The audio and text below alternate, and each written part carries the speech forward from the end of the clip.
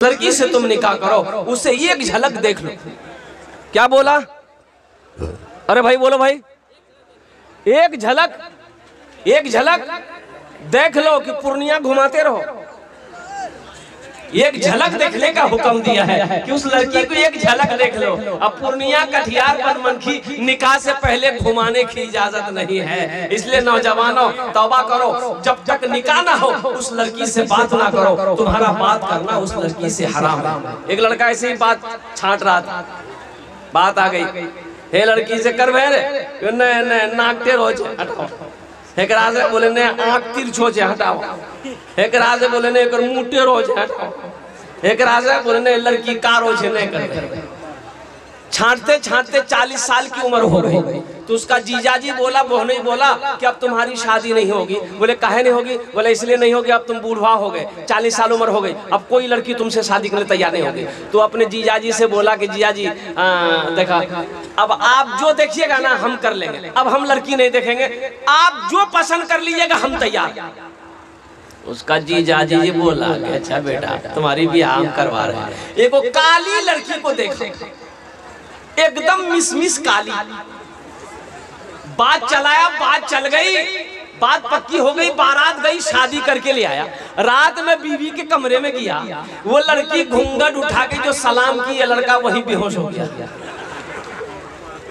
तो बीवी समझी कि शायद इस लड़का को कोई बीमारी है क्या, बात भी नहीं किया, बेहोश हो गया। तो वहीं पानी का गिलास रखा हुआ था, मुंह पे छींटा मारा, कह रहे की बोलो तोरा बेहोश भाग लो, हम कुछ पूछना चाह रहे थे, अब पूछने से पहले बेहोश हो गए। तो लड़का आंख खोला, बोला जल्दी जो पूछना जल्दी पूछो, नहीं तो फिर बेहोश हो जाएगा। ये लड़की बोली कि अच्छा ये बताइए, हम यहाँ नई आए हैं, हम किसी को जानते नहीं हैं, आप मेरे शोहर हैं, जरा इतना सा बता दीजिए हम किससे पर्दा करें, किससे पर्दा नहीं करें। तो नौजवान बोला कि सुनो, तुम किसी से पर्दा करो या ना करो, लेकिन हमसे जरूर पर्दा करना। लड़का फिर बेहोश हो गया। ऐ दुनिया वालों छोड़ दो आदत जहेज की, अच्छी नहीं है रीत रिवायत जहेज की, सबसे बड़ा जहेज है ऐ दोस्त तो दुल्हन, फिर इसके बाद कुछ नहीं कीमत जहेज की। तो मैं सखी की फजीलत बता रहा था। ये मस्जिद का जलसा है, जो सखी है, जो सखावत करते हुए आया है, वो जब तक सखावत करेगा नहीं उससे चैन नहीं मिलेगा। सखी मैंने समझा दिया ना, सखी किसे कहते हैं भाई, सखी किसे कहते हैं समझा दिया ना। जो खर्च करता हो, जो लुटाता हो, अल्लाह के रास्ते में दान करता हो, जो अल्लाह के रास्ते में पुण्य करता हो, उसे सखी कहते हैं। देखिए माशाअल्लाह, देखिए अभी कोई पैसा लेके मत आइए, ये टेंशन मेरा है, आपका नहीं है। आपकी जेब से पैसा कैसे निकालना है वो मेरा ना काम है, आपका काम है तकरीर सुनना।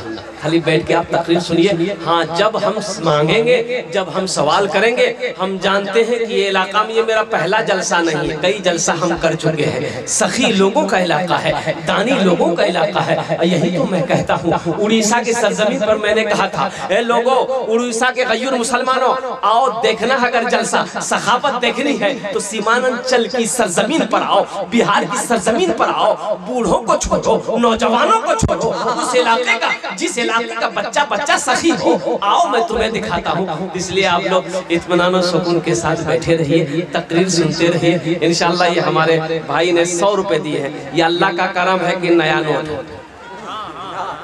दिल बाबू ये नया नोट है, नहीं तो जलसे में नया नोट कहाँ चलता है। जे नोट कहे नहीं चलता वो जलसा में चली जाती।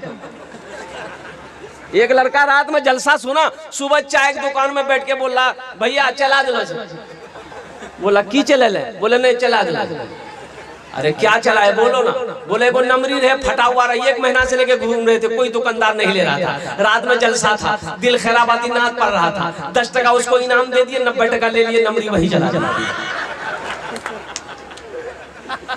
अच्छा इंशाल्लाह इस पैसे को मैं हुसूल बरकत के लिए, देखिए अभी कोई मत आइए, अभी बैठे रहिए अपनी जगह पे। आप हुसूल बरकत के लिए मौलाना तनवीर ज़की साहब रहमतुल्लाह अलैह के आगे में मैं रखता हूँ।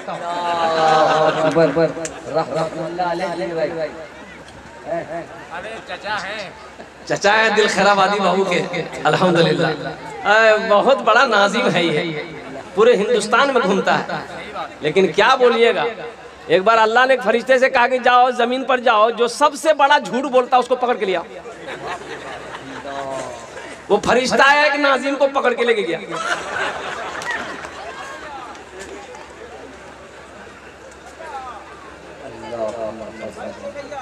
जो सखावत करके आया है, जब तक वो सखावत करेगा नहीं उसे चैन नहीं मिलेगा। आज जो कभी नहीं किया है सखावत, जो सखावत कभी नहीं किया है, कंजूस है, उसको 1 घंटा नहीं पूरी रात तकरीर सुनाइए मत।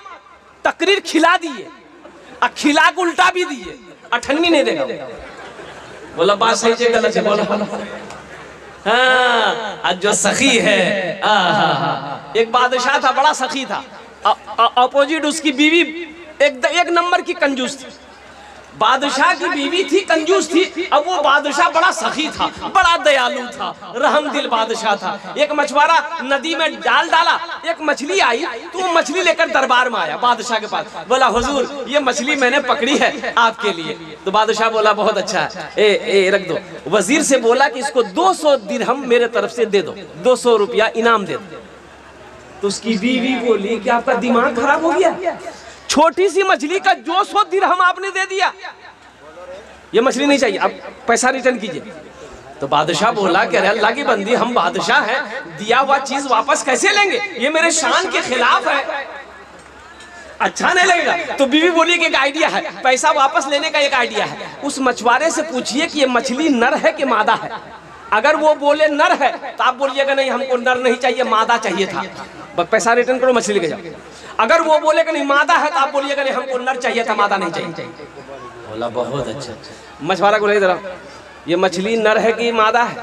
तो मछुआरा भी बड़ा चालाक था, बोला हुजूर ये मछली ना नर है ना मादा है, ये बीच की मछली है, आपके लिए खास कर चुन के लाए हैं। बादशाह खुश हो गया, बोला 200 दिनार और इसको इनाम दे दो, 200 दिरहम और इसको इनाम दे दो। बीवी और जल भूल गई कि 200 निकालने के चक्कर में 400 चला गया।